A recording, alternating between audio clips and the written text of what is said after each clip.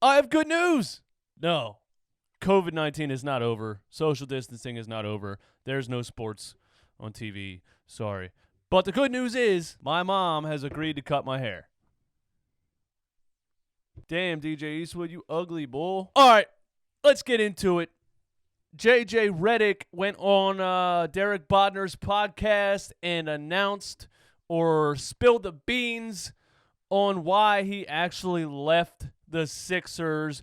And truthfully, he didn't say much because he's one of those guys who takes the high road on everything, won't ever call somebody out, won't ever really tell the truth because he never wants to badmouth anybody. But we're going to go ahead and read between the lines, and I'm going to give you my thoughts on what he said and my thoughts on why he actually left the organization. Let's get into it. Google.com, JJ Reddick, what the hell was that shit called? JJ Reddick, Sixers Wire. This is from SixersWire.usatoday.com. Link is in the description. Check it out if you don't want to hear me read it. JJ Reddick comments on Sixers struggles and why he left in the off season. Woo, this is going to be juicy, boy. This is going to be juicy.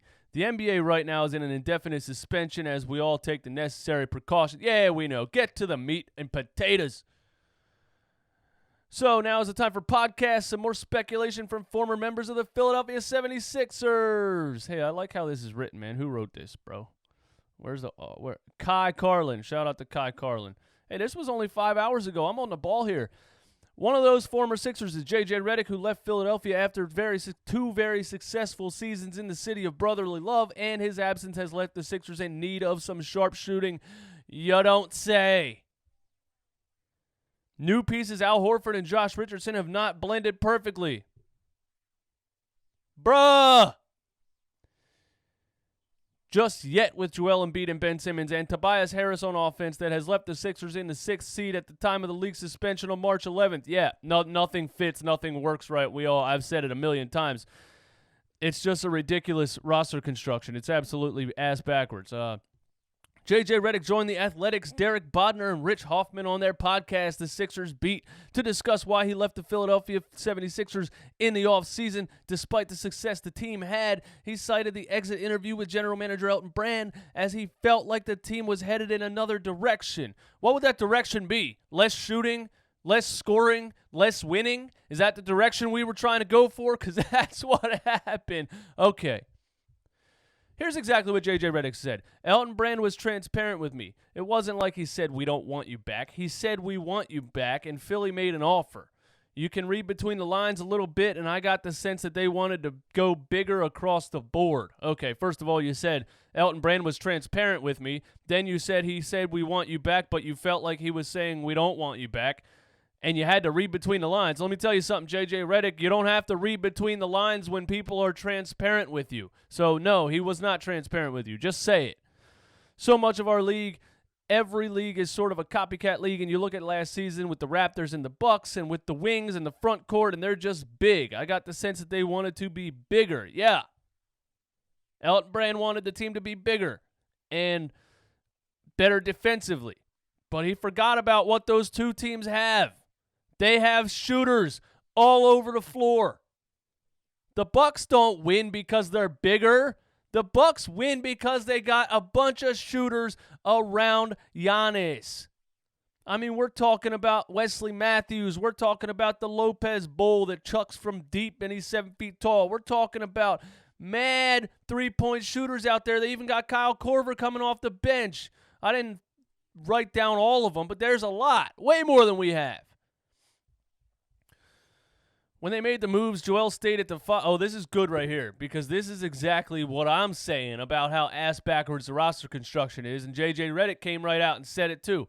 When they made the moves, Joel stayed at the 5 and Ben at the 1. Everybody sort of went down a position. I think he might be saying Ben shouldn't be at the 1 right there. I really think he might be saying that. Anyway, everybody went down a position. Al went 5-4. Tobias went 4-3. Josh went 3-2. It was sort of inevitable that they would have sort of an uneven regular season. Yeah, he just said it right there. J.J. Reddick just put it out for you. They made moves to be bigger and forced everybody to play out of position, and it is a disaster. There's no shooting guard on the roster. You just said Josh went from 3 to 2. We got a power forward playing small forward. We got a center playing power forward. There's 4 forwards on the floor, and there's 5 forwards on the floor, bro. If you're calling Josh Richardson a small forward, Ben Simmons clearly is a point forward. There's 5 damn forwards on the floor. But ultimately, hopefully this gets to play out. Hopefully we have a playoffs. I think the thinking, and I'm not speaking for Elton Brand here, was to build a team that could beat the Bucks or beat Toronto in the playoffs. Yeah, that was the thinking, and it backfired drastically because there's no shooting. Why is there no shooting? Now look, bro, if you wanted to be bigger, that was very attainable without A, getting rid of the only sharpshooter on your team, and B, giving a 34-year-old center $109 million. Neither of those two things had to happen, Elton Brand. Now, I talked my stuff about J.J. Reddick last year because he can't dribble a basketball, he can't pass a basketball. Anytime the ball is in his hands and something other than shooting has to happen, it's a dumpster fire disaster. It's a Robert Covington dribbling the ball off of his toe out of bounds. We all know that. But the reason for that was not J.J. Reddick. J.J. Reddick is what he is. Everybody knows what he is. He's a sharpshooter. Catch and shoot. If it ain't going in, you're not getting anything else. The problem was the coach didn't know how to use him. Brett Brown tried to center the entire offense around J.J. Reddick handoff screens. It was the most annoying, frustrating offense I've ever watched in my life. And that has nothing to do with J.J. Reddick and everything to do with Brett Brown. J.J. Reddick should have been coming off the bench, catching and shooting threes. That's what he should have been doing from day one. He's not a starting shooting guard in the NBA. So Brett Brown didn't know how to use him. Elton Brand watched that, and instead of obviously blaming Brett Brown, which he should have done because the reason they lost to the Toronto Raptors in Game 7 was 100% Brett Brown's fault. I've gone over that. The final 2 possessions is one of the worst coaching sequences I've ever seen. Elton looked at it and said, J.J. Reddick stinks. J.J. Reddick can't dribble, he can't pass, and J.J. Reddick can't play any defense. We got to get rid of J.J. Reddick. And that, my friends, is wrong.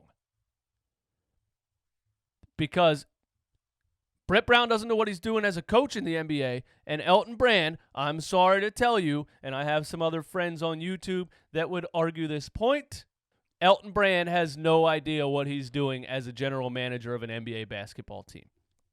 Now, if the playoffs come back, maybe we'll find out. Maybe we'll find out if these guys know what they're doing. If the playoffs come back. And they opened beaches yesterday in Florida, so hopefully, with no fans in the stadium, we get to watch this team clunk it up, somersault their way into the playoffs, and 5 forwards smashed together on the floor like a toddler trying to do a puzzle. Fails. And Brett Brown gets fired, and Elton Brand realizes that he fucked up by smashing all these forwards together and getting rid of the only sharpshooter on the team. That's my take on it. Let me know what you think in the comments. My name is DJ Eastwood. This is Run It Back, home of the most brutally honest Philly sports takes on YouTube. Some people don't like it, but it's because some people don't like the truth. I just found out today that I'm blocked by Hoops Reference on Twitter. I don't know what I did to him. If you watch these videos, Hoops Reference, I know you're a Philly fan. Unblock me, bro. What the hell did I do to you? You guys have a blessed day. Stay safe.